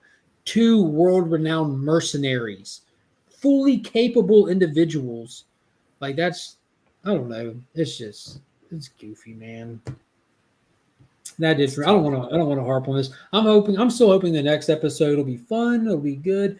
But if they keep doing this stuff that's just cringy, that's what gets me. It's just the cringiness of it. It's tough because, again, the hand-to-hand stuff, that 4-way hand fight, that was very well done. Like there's points where it is good. The knife fight where they're like, right. Like, Mark Spector was just like Mark Spector went up to the one that was a kid, just like smacked him or whatever it was, just like, get out of here. And but again, we're dealing with what Brandon Routh dealt with. Yeah. But yeah, I'd give this episode a 4 out of 10 if I'm being honest. A pale yellow. Yeah, dude, it would be Rorange. This one's Rorange. Rorange. Ryan, could you do me a favor? Just point at Rorange. Just point at the Rorange. Point at the Rorange. That right there. That's Rorange right there. That's what I would give this episode, a Rorange. I'd be around the bottom of the crescent of the logo. Yeah, the Rorange also. No, I'd be more like Yorange. Okay, you're going with Yorange. I'm gonna give a little bit of props to the hand-to-hand stuff in this episode. Yeah. Now, on that note, once it went into Moon Knight mode, it got bad. Like the choreography with the Moon Knight fighting was bad. I don't know if they're restricted by the suit that he's wearing, but it was corny. Like, dude, it killed me when he was on that building. Yeah. Like, why did they just do that? They gotta figure out what it's like Mark mentioned earlier. The one thing that I thought right when I saw it, I'm like, really? So bullets don't work, but a spear does. Arrows do. The sharp points, but not a bullet. And he's taking down a dog in the first episode in a bathroom, but he can't handle what. Yeah. It's very inconsistent. That was the first thing that Paul at the LCS said. He's like, did you watch Moon Knight? Finally, I can talk to someone. I hate shows that are inconsistent from episode to episode. And not just that, inside of individual episodes. You're inconsistent within 10 minutes scenes of each other. It's like, dude, this is the director that was criticizing the director of Black Adam and Wonder Woman before the show started. He was spending time criticizing other directors instead of attempting to make a decent show himself. Like, dude, what are your qualifications before you start talking down to other people? Like, that is crazy to me. Like, can you imagine the balls that you have to be that person? Like that's crazy. Apparently, like what he has, yeah. What? Corny. Oh no. Yeah. You know, I didn't watch Hawkeye. I was like, I'm gonna wait until it's all out and I'll like binge that, and then everybody just like kept crapping on it to the point that I was like, probably not. And I kind of feel the same way about Moon Knight at this point. Like, I was interested in just kind of watching it all once it was out, and now I'm like, I don't even think I'm gonna bother. Dude, you would have, if you binge watch this, you would have like flashbacks of Mortal Kombat. Not even lying. You would have that feeling to. I was just complaining about that movie the other day. To do a stream just to like vent it all out. Maybe that's what I should do. Like where we watched Black Widow. You're just sitting there like, Yeah, that's a good point. Why haven't they used natural fights instead of CGI fights? I know MCU can do it. Falcon Winter Soldier had great fights. It did. And so did And Black Shang-Chi, Widow. Black Widow, Shang-Chi, dude. Like Yeah. that's it. I think I think that's not necessarily an MCU problem, but like we've talked about it here recently as well. Like I harp on it. Like practical special effects are more impressive than CG fights. CG special effects. Like we went for forever with movies with only practical effects and special effects, and when they started introducing CG with like The Matrix, Jet Li's the one, our brains couldn't hardly deal with it because we'd never seen people do these things or things move like this, and it was impressive. Now, dude, it's like watching video games. Like it's not impressive. You go train somebody to kick butt and do some incredible stunt work, and you will impress the hell out of us. Like when you show a kid The Matrix, they're like, "What's so cool about this?" You show a kid, go show a kid a Jackie Chan movie, they're gonna be like, Bruce Lee. Yeah, like he just did that. Like that, we need that. Practical is where it has to get back to that or some kind of balance to it. Yeah, you're right. When Neo Which got one back had up the and web series breathed or and TV show stuff. from the 90s. Yeah, you're right. Conquest. I like that show. Mortal Kombat Conquest from the 90s. We can look at it like this. Okay, you can watch Keanu Reeves be the one and rise back up in the first Matrix and breathe and see the code and stop everything and flash forward 20 years and let him be John Wick. Yes, dude, that movie, dude, those are so good. Like it is insane. Yeah, it's nuts. And Keanu has to train hardcore for months on end to do some of that hand-to-hand stuff. Yeah, I'm right. And he's still a nice guy on the subway. Flash and me have talked to. He's a good Canadian. A good bit about this show, like how he's like he was expecting it to be a slow burn. He's still expecting it to deliver.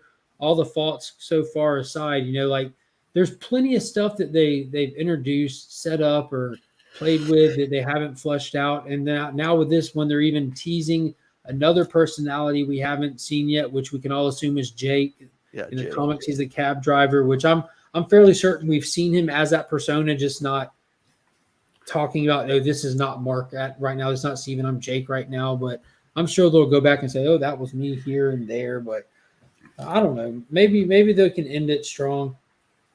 Yeah, we still got half a season left to go.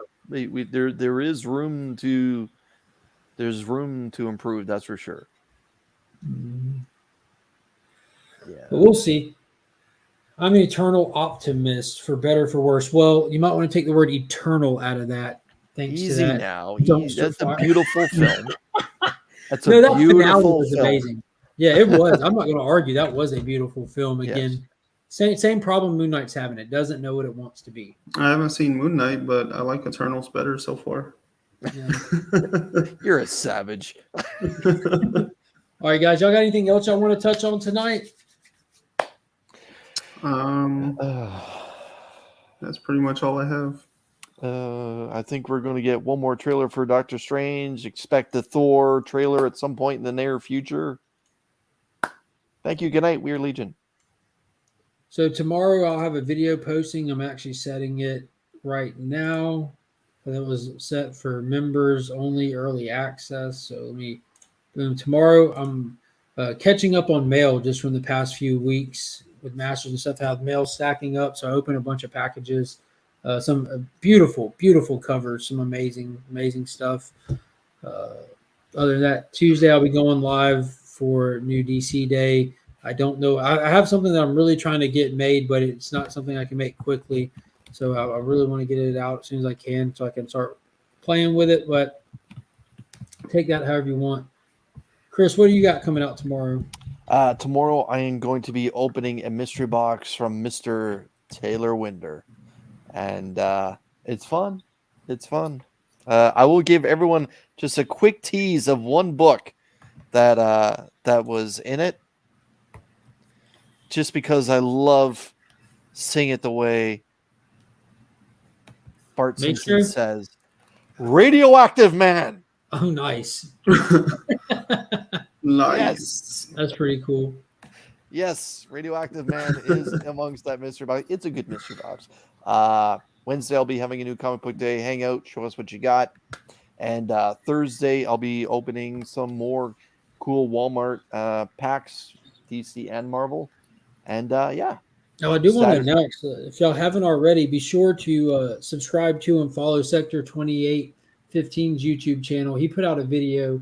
It was either earlier today or yesterday. It might have been yesterday. I don't know when I talked to him. But he announced in the video that him and I are going to be doing a follow along for the whole Dark Crisis event, starting with Justice League issue number 75, which does not come out this week, but comes out the following week. So I don't put out videos on Thursdays. It's the only day of the week that doesn't have something on the channel. So every Thursday, it'll be coming out on his channel where him and I will be doing a review breakdown as it happens of the whole Dark Crisis event. I'm really looking forward to it.